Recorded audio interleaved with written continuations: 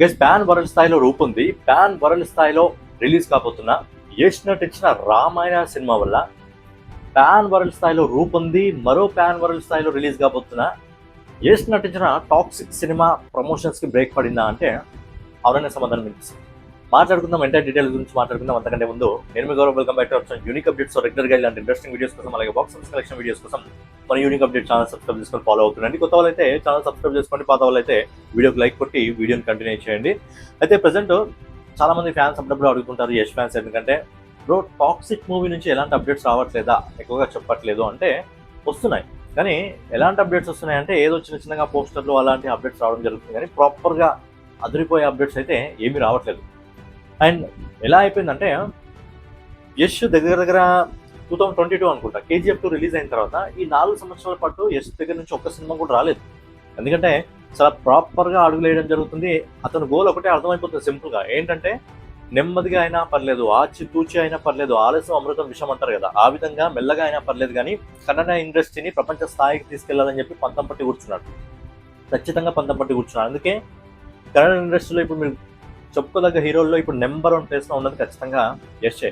ఎందుకంటే కన్నడ ఇండస్ట్రీని పాన్ ఇండియాకి తీసుకెళ్ళడం జరిగింది. ఇప్పుడు ఏకంగా పాన్ ఇండియా నుంచి పాన్ వరల్డ్ స్థాయికి తీసుకెళ్ళడం జరుగుతుంది. అందుకే 4 సంవత్సరాలు కష్టపడి ఒక్క సినిమా రాలేదు, కానీ ఇప్పుడు కంటిన్యూగా 3 సినిమాలు లైనప్లో ఉన్నాయి. ఇప్పుడు ముందు టాక్సిక్ రిలీజ్ అవుతుంది, ఆ తర్వాత రామాయణ ఒక 2 months గ్యాప్లో మళ్ళీ రామాయణ రిలీజ్ అవుతుంది, మళ్ళీ ఒక 1 year గ్యాప్లో మళ్ళీ రామాయణ పార్ట్ 2 రిలీజ్ అవుతుంది.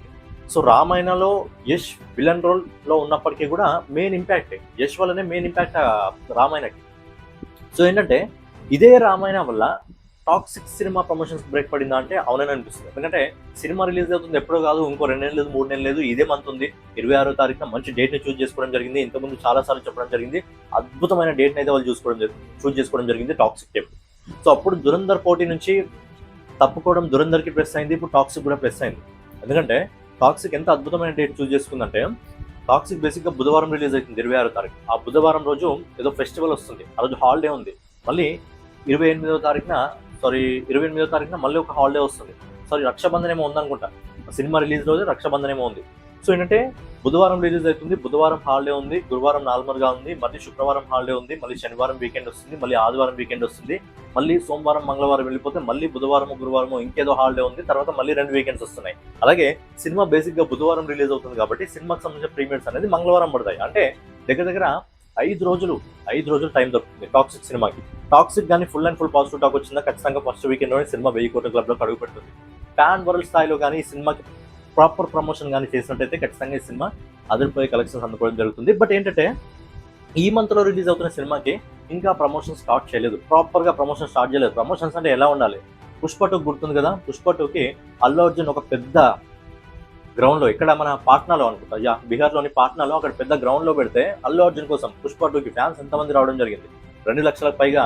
అది మన తెలుగు రాష్ట్రం కాదు, అది నార్త్ స్టేట్ అయినప్పటికీ కూడా పుష్ప అనే క్యారెక్టర్కి కనెక్ట్ అయ్యి ఆడియన్స్ మొత్తం అక్కడ రావడం జరిగింది. దాదాపు 2 నుంచి 2.5 లక్షల మంది రావడం జరిగింది.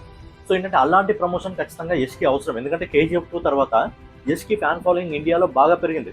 ఇప్పుడు మీరు IMDb రిపోర్ట్ కానీ ఏ రిపోర్ట్ కానీ చూసుకోండి, అప్కమింగ్ ఈ 6 monthsలో, నెక్స్ట్ వచ్చే 5 monthsలో ఏవైతే సినిమాలు వస్తున్నాయో మీరు అన్నిటి లిస్ట్ ఒక పోల్ లాగా పెట్టండి. అక్కడ టాక్సిక్ ఎక్కువ మంది ఫ్యాన్స్ ఎదురు చూడడం జరుగుతుంది టాక్సిక్ కోసం. సో ఏంటంటే అలాంటి ఔరా ఉన్నప్పుడు ఇంకా ప్రమోషన్స్ ఎందుకు స్టార్ట్ కావట్లేదు అంటే ఖచ్చితంగా ఎక్కడో రామాయణ వల్ల తన సినిమాకే, ఒక సినిమా వల్ల ఇంకో సినిమాకి కొంచెం ప్రమోషన్స్లో బ్రేక్ పడింది అని చెప్పుకోవచ్చు.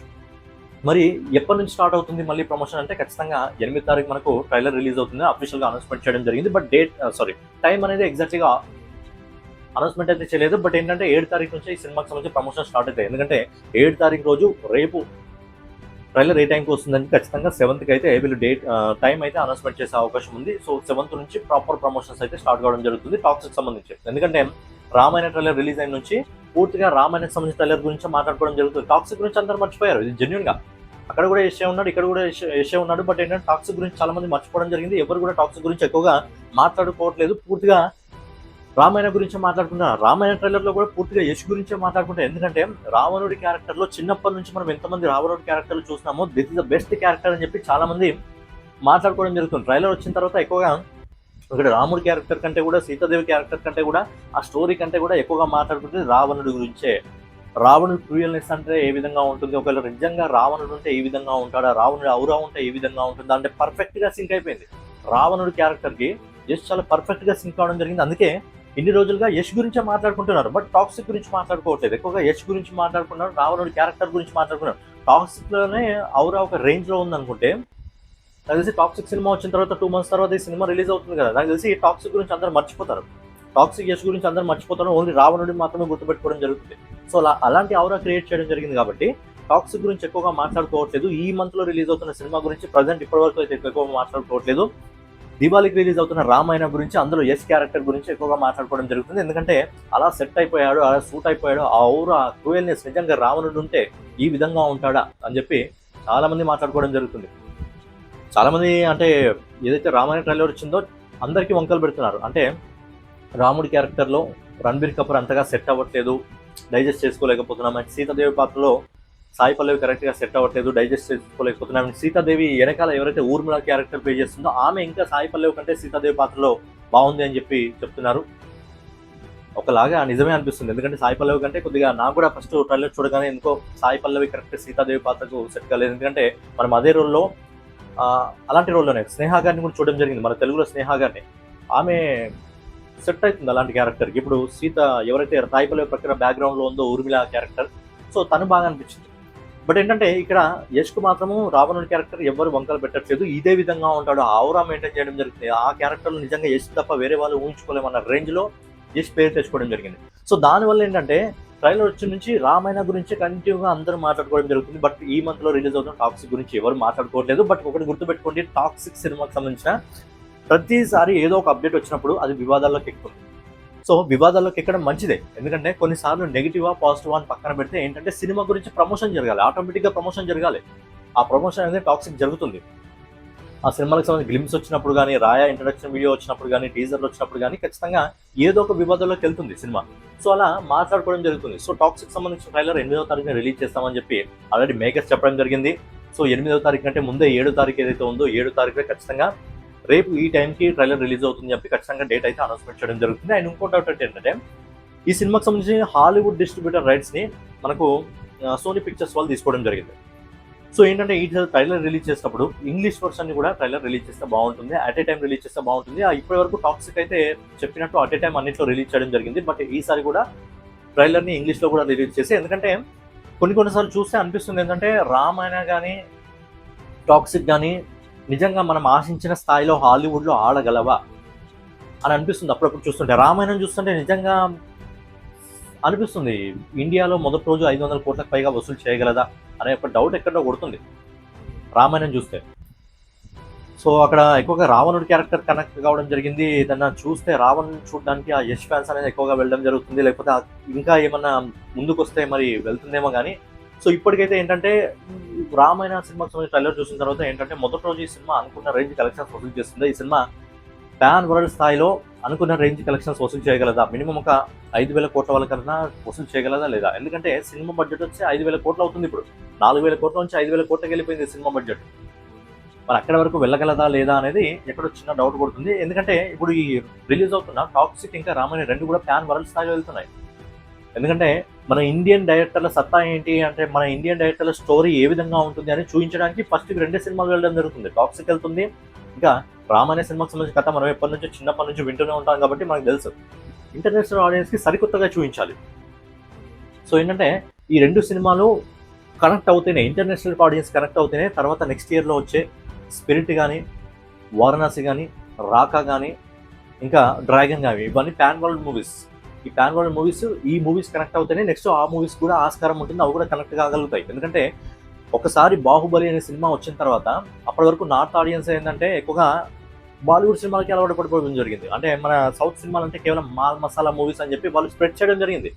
నార్త్ మాఫియా ఏదైతే ఉంటుందో, బాలీవుడ్ మాఫియా ఏదైతే ఉంటుందో వాళ్ళు స్ప్రెడ్ చేయడం జరిగింది. బట్ ఏంటంటే ఒక్కసారి బాహుబలి వచ్చిన తర్వాత చాలామంది నార్త్ ఆడియన్స్ కూడా మన సినిమాలకు అట్రాక్ట్ అవ్వడం జరిగింది. అందుకే ఈరోజు బాహుబలి కానీ, ట్రిబుల్-ఆర్ కానీ, కేజీఎఫ్ కానీ, సలార్ కానీ, కల్కి కానీ, ఇంత పెద్ద పుష్ప కానీ ఇంత పెద్ద విజయాలు సొంతం చేసుకోవడం జరిగిందంటే మన కథలకు వాళ్ళు అట్రాక్ట్ కావడం జరుగుతుంది. ఎందుకంటే మన దగ్గర స్టోరీ వైజ్గా వెళ్ళడం జరుగుతుంది కాబట్టి వాళ్ళు అట్రాక్ట్ కావడం జరిగింది. ఇదే విధంగా హాలీవుడ్లో కూడా మనం చూసుకున్నట్టయితే ఎక్కువగా సిరీస్ల వారీగా రావడం జరుగుతుంది. కొన్ని డిఫరెంట్ మూవీస్ ఇస్తారు. వాళ్ళ మూవీస్ చూస్తే నిజంగా ఇది మూవీస్ అయినా అన్నట్టు అనిపిస్తుంది. కొన్ని డిఫరెంట్ గా మూవీస్ ఇస్తారు వాళ్ళు. బట్ ఏంటంటే వాళ్ళు కూడా పూర్తిగా ఏంటంటే అలవాటు పడిపోయారు. వాళ్ళ సినిమాలకి అలవాటు పడిపోయారు. ఏంటంటే కొత్త కంటెంట్, కొత్త జానర్ కోసం కూడా వాళ్ళు కూడా వెదురు చూడడం జరుగుతుంది కాబట్టి ఇండియన్ సినిమాలు కూడా పాన్ వరల్డ్ స్థాయికి వెళ్తున్నాయి కాబట్టి సో ఏంటంటే ముందు అడుగు పెట్టబోతుంది ఖచ్చితంగా టాక్సిక్. సో ఏంటంటే టాక్సిక్ ఖచ్చితంగా పాన్ వరల్డ్ ఆడియన్స్ ని ఆకట్టుకోగలిగితే ఖచ్చితంగా తర్వాత రామాయణ కూడా వస్తుంది. రామాయణంలో కూడా యశ్ ఉన్నాడు కాబట్టి సో ఏంటంటే ఇక్కడ నుంచి అక్కడికి కూడా పుష్ దొరుకుతుంది. టాక్సిక్ వల్ల మళ్ళీ రామాయణకు పుష్ దొరుకుతుంది. అక్కడ నుంచి నెక్స్ట్ ఇయర్ లో వచ్చే ఫ్యూచర్ లో ఏవైతే పాన్ వరల్డ్ సినిమాలు రాబోతుందో వాటికి పుష్ దొరుకుతుంది. సో ఏంటంటే టాక్సిక్ మొదటి మెట్టెక్కబోతుంది. బట్ టాక్సిక్ ప్రమోషన్స్ అయితే ఇంకా 7వ తారీఖు నుంచి స్టార్ట్ అయ్యే అవకాశం ఉంది. అక్కడ నుంచి కంటిన్యూగా స్టార్ట్ అయ్యే అవకాశం ఉంది.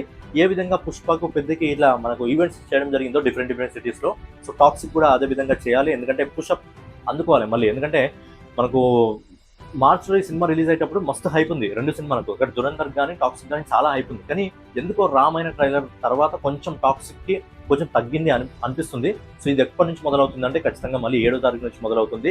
సో 7వ తారీఖు నుంచి మొదలై 20వ తారీఖు వరకు అద్భుతంగా ఉండబోతుంది టాక్సిక్ ప్రమోషన్స్. సో కంటిన్యూగా టాక్సిక్ ప్రమోషన్స్ మీద యష్ వర్క్ చేయాలని చెప్పి మనం కూడా కోరుకుందాం. మరి మొదటి రోజు టాక్సిక్ సినిమా రిలీజ్ అయితే ఇండియన్ బాక్స్ ఆఫీస్ వద్ద వరల్డ్ వైడ్ బాక్స్ ఆఫీస్ వద్ద ఎన్ని కోట్లు అందుకునే అవకాశం ఉంది అనేది మీ ఒపీనియన్ ఖచ్చితంగా కామెంట్ రూపంలో తెలియజేయండి. సో ఓవరాల్ ఏదనమాట రామాయణ ట్రైలర్ వల్ల టాక్సిక్ ప్రమోషన్స్ కొద్దిగా బ్రేక్ పడిందని చెప్పుకోవచ్చు. మళ్ళీ 7వ తారీఖు నుంచి కంటిన్యూగా అయితే మొదలవబోతుంది. మరి ఫైనల్గా ఏదన్నమాట వీడియో. మరి యష్ ఫ్యాన్స్ ఎంతమంది ఉన్నారు ఖచ్చితంగా కింద లైక్ చేయండి. అలాగే మీ ఒపీనియన్ కామెంట్ రూపంలో తెలియజేయండి. నెక్స్ట్ ఇలాంటి మరో వీడియోలో మళ్ళీ కలుసుకుందాం. జై హింద్, జై భారత్, నమస్తే.